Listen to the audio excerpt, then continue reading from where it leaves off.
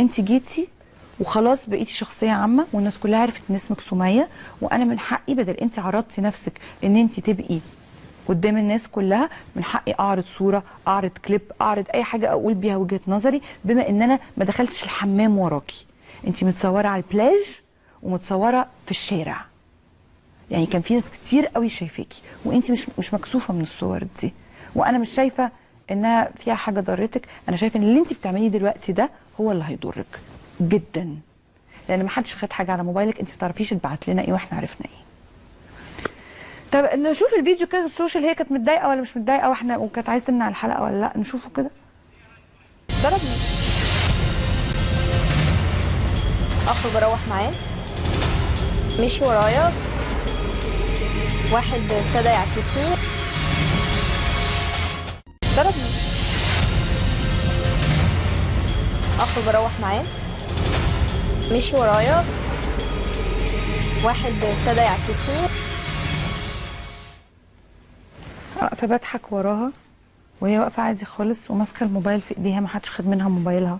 ده انا قعدت شفت اللقطه بتاعت موبايلها في ايديها دي، قلت لها ابوس ايديكم،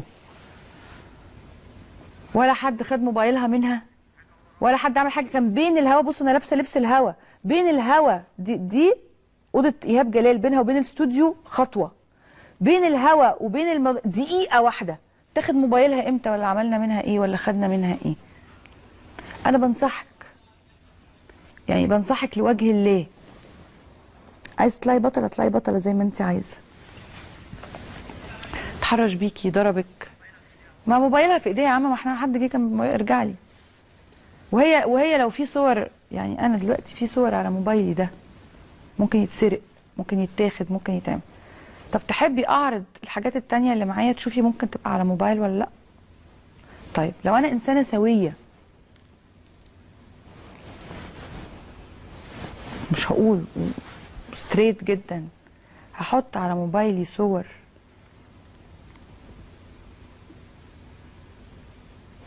انا مش هتكلم، عشان انا حلفت ان انا مش هتكلم، عشان انا عندي بنت. انت جميله وحلوه والراجل تحرش بيكي و و و و و وانا ما قلتش اي حاجه امبارح خالص على انك وحشه خالص.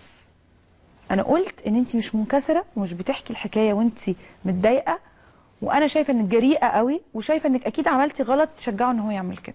هو ده كان رايي.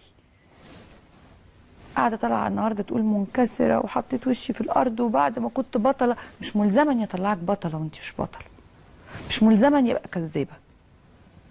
بصي، اخر كلمه هقولها في الموضوع ده، احنا يمكن في ناس كتير قوي قاعده توسع في بيوتها وتشتري في عربيات وتجيب فلوس كتير قوي تغطيها من فوقيها لتحتيها، وممكن نكون بنكبر في الاسم وبنكبر في الجاه وبنكبر في الشهره وبنكبر في كل حاجه، بس كلنا قبورنا هتبقى مقاسها واحد.